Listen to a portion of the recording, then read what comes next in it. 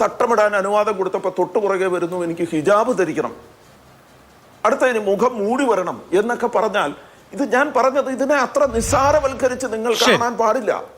ഇതങ്ങനെ നിസ്സാരവൽക്കരിക്കേണ്ട ഒരു കാര്യമല്ല. ഒരു സ്ഥാപനം നടത്തുന്നയാൾക്ക് ആ സ്ഥാപനത്തിന്റെ റൂൾസ് ആൻഡ് റെഗുലേഷൻസ് അവർക്ക് അതിന് ഡിസ്പെൻസേഷൻ കൊടുക്കണമെങ്കിൽ അവർ കൊടുക്കട്ടെ. എന്തിനാണ് പുറത്തു നിന്നുള്ള എക്സ്റ്റേണൽ ഫോഴ്സസ് വന്നിട്ട് ഇയാൾക്ക് ഇന്നതുപോലെ ഡിസ്പെൻസേഷൻ കൊടുക്കണം, ഇന്നതുപോലെയേ നിങ്ങൾ സ്ഥാപനം നടത്താൻ പാടുള്ളൂ എന്ന് വാശി പിടിക്കുന്നത് ഒരു കാരണവശാലും കേരളത്തിന് ഭൂഷണമല്ല. തീർച്ചയായിട്ടും വിദ്യാഭ്യാസ സ്ഥാപനങ്ങൾക്ക് ഡ്രസ് കോഡ് സ്വീകരിക്കാനുള്ള അധികാരവും അവകാശവുമുണ്ട്.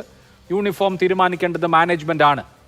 പക്ഷേ ആ യൂണിഫോമിന്റെ കൂടെ ഒരു കുട്ടി തട്ടം കൂടി ഇട്ടാൽ ആകാശം ഇടിഞ്ഞു വീഴുകയൊന്നുമില്ലല്ലോ. അങ്ങനെ ഒരു കുട്ടി തട്ടമിട്ട് വന്നാൽ ഈ സ്കൂളിൻ്റെയോ കോളേജിൻ്റെയോ ഒക്കെ മാനേജ്മെന്റ് ഇത്രയും റിജിഡ് ആയിട്ടുള്ള നിലപാട് സ്വീകരിക്കേണ്ടതുണ്ടോ?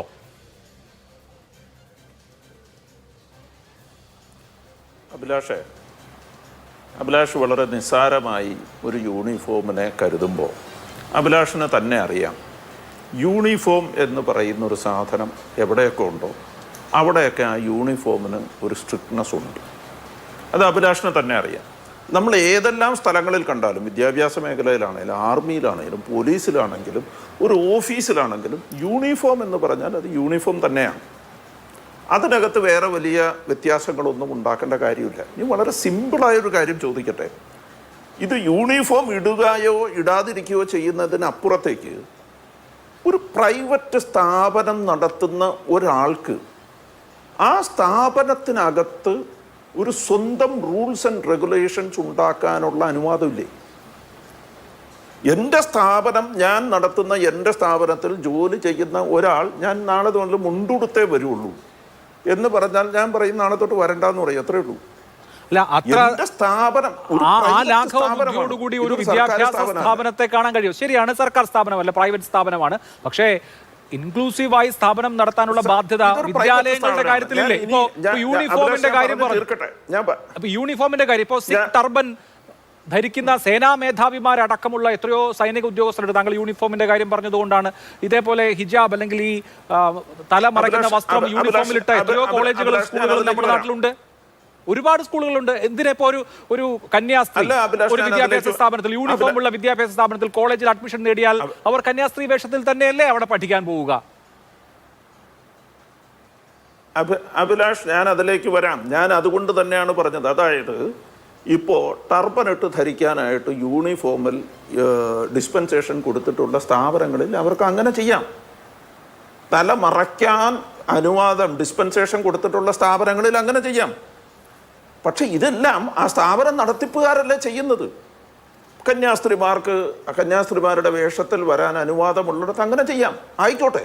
പക്ഷെ ബേസിക്കലി ഒരു സ്ഥാപനം, ഇപ്പം മാതൃഭൂമി എന്ന് പറയുന്ന ഒരു സ്ഥാപനം, ആ സ്ഥാപനത്തിന് ഒരു കോഡില്ലേ, ഒരു റൂൾസ് ആൻഡ് റെഗുലേഷൻസ് ഇല്ലേ? ഇനി ഇതിൻ്റെ എല്ലാത്തിൻ്റെയും അടിസ്ഥാനം ഇവിടെയൊന്നും അല്ല. ഇതിൻ്റെ അടിസ്ഥാനം ഇവിടെയല്ല. ഇത് ഇന്ന് തുടങ്ങിയ പ്രശ്നമല്ല.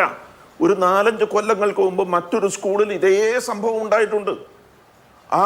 അതേ സംഭവം ഉണ്ടായപ്പോൾ അവിടെ സംഭവിച്ചതുപോലെ തന്നെ ഇവിടെയും ആസൂത്രിതമായൊരു നീക്കമുണ്ടായി.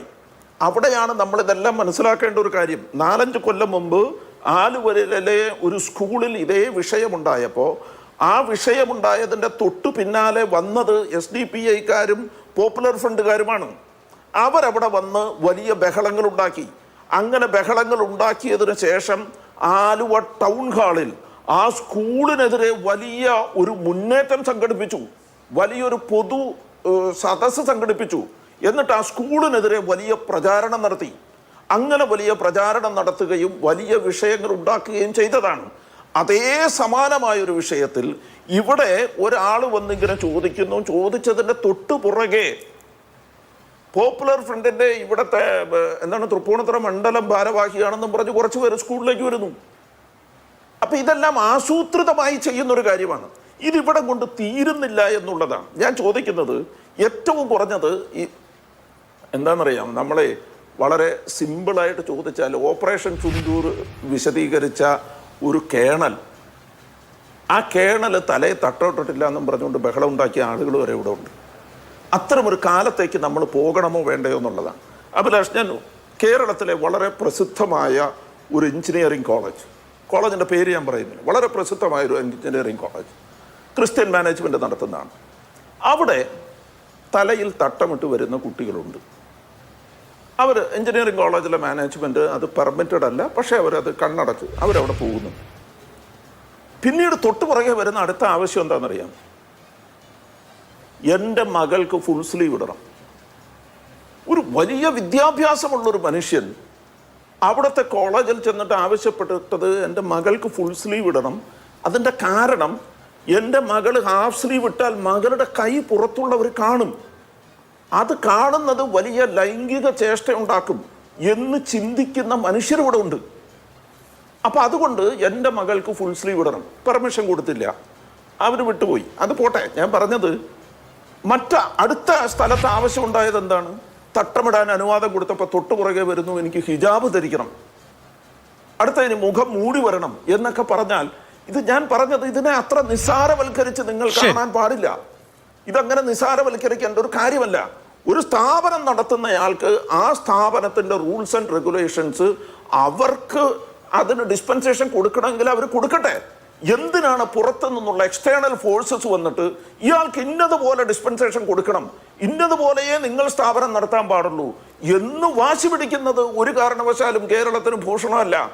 അത് വളരെ ബോധപൂർവം ആസൂത്രിതമായി കേരളത്തിലെ ക്രിസ്ത്യൻ മാനേജ്മെന്റ് എന്തുകൊണ്ടാണ് പോപ്പുലർ ഫ്രണ്ട് അടുത്തൊരു പ്രസ്താവന ഇറക്കിയത്? ഇനി എന്തിനാണ് മുസ്ലിങ്ങൾ ക്രിസ്ത്യൻ മാനേജ്മെന്റ് സ്കൂളിൽ പഠിക്കുന്നത്? എന്താണെന്നറിയാമോ? ഇത് കൃത്യമായൊരു ഹിഡൻ അജണ്ടയാണ്. ക്രിസ്ത്യൻ മാനേജ്മെന്റ് സ്കൂളിൽ കുട്ടികൾ പഠിക്കണ്ട, മുസ്ലിം കുട്ടികൾ പഠിക്കണ്ട. ക്രിസ്ത്യൻ മാനേജ്മെന്റ് സ്കൂളിൽ ക്രിസ്ത്യൻ കുട്ടികൾ പഠിക്കട്ടെ, മുസ്ലിം മാനേജ്മെന്റ് സ്കൂളിൽ മുസ്ലിം കുട്ടികൾ പഠിക്കട്ടെ.